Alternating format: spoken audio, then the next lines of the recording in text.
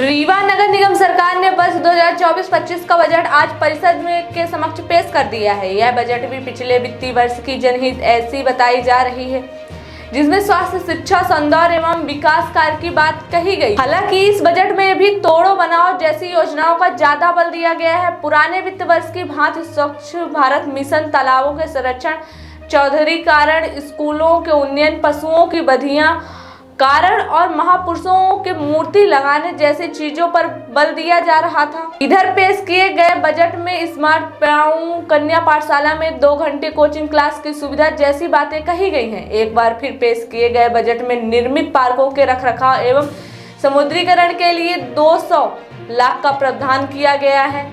अब दीवाना नगर निगम अपने नए बजट में महिला पार्क विकसित किए जाने के लिए 100 लाख का प्रस्ताव लेकर आई है। वहीं विभिन्न चौराहा में मूत्रालय निर्मित हेतु 50 लाख का प्रस्ताव रखा गया है। इसके पहले भी करोड़ों रुपए की लागत से चौराहे पर बाद सिनेमा मंत्रालय रखे गए थे, जो अब गायब हो चुके। पिछले वित्तीय वर्ष में चल रहे पार्कों के कार्य अभी भी पूरे नहीं। रीवा में कई दर्जन पार्क स्थापित हैं, जो अब विलुप्त होने की कगार पर हैं। ऐसे में दीवाना नगर निगम के द्वारा पेश किए गए बजट आम जनता की समझ से परे होता दिखाई दे रहा है। हालांकि नगर सरकार के द्वारा पेश किए गए बजट में भी विवाह की मूलभूत समस्या, parking, hackers, corner, taxi stand और गरीबों के लिए रोजगार एवं उनके स्थान पर चर्चा नहीं की गई है। हालांकि बजट पेश होने के बाद बजट में चर्चा करने के लिए परिषद के सदस्यों द्वारा समय मांगा गया है, जिसमें 24 घंटे के बाद एक बार फिर विस्तृत चर्चा की जाएगी। जगह पे किसी का अगर मकान बन गया और उस क्षेत्र की को निर्देश जारी किया कि नगरीय निकाय के निर्वाचन शीघ्र घोषित होने की संभावना को बड़ा, तो इसका प्रभाव 2021-22 के वित्तीय वर्ष में होना था। इसलिए राज्य शासन ने 23 जनवरी 2021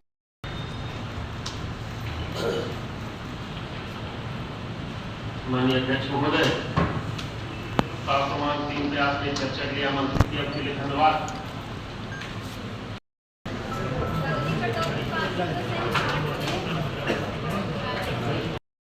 बनाने का प्रयास किया होगा। रीवा शहर की जनता को बहुत कुछ सुविधा देने का। मैं बहुत बार आगे बीच में नहीं जाऊंगा, क्योंकि इससे चर्चा के लिए समय चाहिए। इसके वाचन के लिए ये लगभग 6-7 अरब रुपए का मामला है। इसके लिए कम से कम 5-7 दिन का समय चाहिए।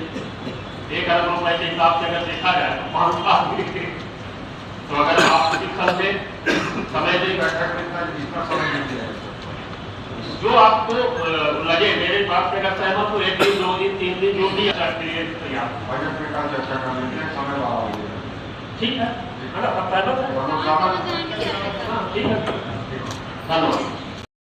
इनके मतवा इनकी मांग परिषद की स्वीकार योग्य इसलिए नहीं है कि शासन की नीति एवं हमें जनहित में चलना है। संपत्ति कर नगर निगम का आय का मुख्य स्रोत होता है। कलेक्टर दलों पर संपत्ति का निर्धारण वर्ष 2021-22 के प्रशासक महोदय के आदेश से निरंतर प्रभावी है। 4थी बार प्रस्ताव आया महोदय। पिछले वर्ष 2023-24 का जब संपत्ति कर का प्रस्ताव MIC ने इसी प्रकार लाया, तब निगम आयुक्त ने परिषद को अवगत कराया था कि नगर पालिक निगम रीवा एवं संपत्ति का वर्तमान डिमांड 54 करोड़ के करीब है। मध्य प्रदेश नगरीय प्रशासन एवं विकास विभाग के पत्र क्रमांक 1707 18/11/8/2020 द्वारा स्पष्ट उल्लेख किया गया है कि 15वें वित्त आयोग की राशि प्राप्त होगी। निगम के राजस्व करोड़ को निरंतर दर अधिसूचित करते हुए गत वर्ष की तुलना में चालू वर्ष के राजस्व संग्रहण में कम से कम 10% की वृद्धि किया जाता है। अनिवार्य है यदि समस्त भवन भूस्वामियों को 25% का छूट लाभ दिया जाता है, तो निगम को 10 करोड़ का नुकसान होगा। निगम द्वारा वित्तीय वर्ष 2022-23 में 1950 मतलब लगभग 30 करोड़ की वसूली हुई है। इसी तरह यह संपत्ति कर में छूट दी जाती है तो वसूली 14 करोड़ के करीब हो जाएगी। साथ ही 15वें वित्त नहीं था फिर परिषद। ये विषय पहले भी आ चुका है। मैं आपका ध्यान आकर्षित कराना चाहूंगा माननीय सभापति महोदय, प्रस्ताव क्रमांक 3 थोड़ा सा बड़ा है और ये बड़ा गंभीर मुद्दा है, इसलिए मैंने थोड़ा सा नोट करके लाया हूँ, पढ़ रहा हूँ। संपत्ति कर की दरों का अनुमोदन प्रस्ताव बहुत ही गंभीर विषय है। यह निगम है कि नागरिकों से जुड़ा हुआ है। नगर निगम का गठन अधिनियम नियम के तहत हुआ है। हम सभी जनता के चुने हुए जनप्रतिनिधि, परिषद के सदस्य, सबको अपने अपने विचार रखने का अधिकार है।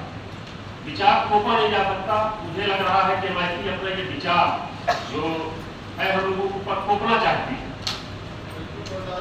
विचार तभी स्वीकार होंगे जब वो नियम और निर्देशों के अनुकूल हो।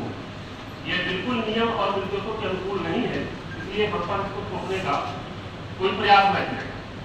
महोदय, विगत वर्ष 2023-24 में संपत्ति कर के प्रस्ताव पर हमारे सम्मानीय महापौर MIC के सदस्यों ने कांग्रेस का मैनिफेस्टो जो इन्होंने बनाया था, परिषद में लागू करने का प्रस्ताव लाए थे। ऐसा प्रस्ताव लाए थे जो मध्य प्रदेश शासन के संपत्ति नियम 2020, संशोधन नियम 2021, शासन के आदेश दिनांक 15 मार्च 2000 एवं 27/9/2000 के प्रतिकूल थे। यदि कांग्रेस का मैनिफेस्टो इतना ही जनकल्याणकारी रहा होगा तो जनता इतना करारा जवाब उनको न दी। मेरा अनुरोध है कि इसको नियम निर्देशों के विरुद्ध लिखे जाने की आदत बन गई है। मतलब कि जो नियम में नहीं है उसको भी जबरदस्ती यहाँ ला जाकर थोप दो। सबकी लोकप्रियता मैंने इससे पहले भी कहा कि पेपर के हेडिंग में है। यह परिषद है, यहाँ 4 पदाधिकारी काम करते हैं। पहले होते हैं आयुक्त, फिर होते हैं महापौर, फिर होती है MIC, फिर होता है परिषद। सभी के अपने दायित्व हैं और उनका निर्वहन अधिनियम नियम के अनुसार ही करने की बाध्यता है, किंतु बार बार उल्लंघन करना, जबकि परिषद इनके विगत वर्ष 2023-24 के संपत्ति कर के नियम के विरुद्ध प्रस्ताव को आमंत्रित कर चुकी है। फिर वही लेके आना, पुनः उसी को स्मरण करा के परिषद का एवं सम्मानित सदस्यों का ध्यान इस दिशा से हटाने की कोशिश की जा रही है कि नगर का विकास इन 25 वर्षों में कितना हुआ, उससे इन मामलों को कोई योगदान का कोई औचित्य नहीं है। आज प्रभारी सदस्य द्वारा बजट प्रस्तुत किया गया है, जिस पे नेता प्रतिपक्ष दीनानाथ वर्मा जी ने, जो विपक्ष के पार्षद, उनकी तरफ से समय मांगा है कि बजट का हम अच्छे से अवलोकन कर लें, उसके बाद उस पर चर्चा करेंगे। तो कल 12 बजे परिषद की बैठक पुनः आहूत की जाएगी, उस पर बजट पे चर्चा होगी।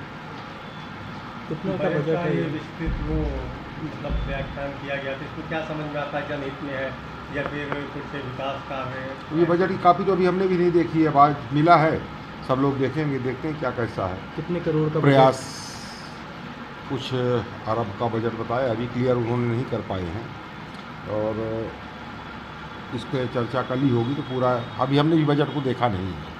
कुछ ऐसे नियम बजट में रखे गए हैं जिसकी वजह से कुछ नए नियम अलग से नियम का पालन करा रहे हैं, जबकि ऐसे कोई रूल ही नहीं है। अभी नेता प्रतिपक्ष दीनानाथ वर्मा ने अपनी कुछ बातें रखी हैं, उसको भी देखेंगे कि क्या है अपने नियम में, क्या है अधिनियम में क्या है।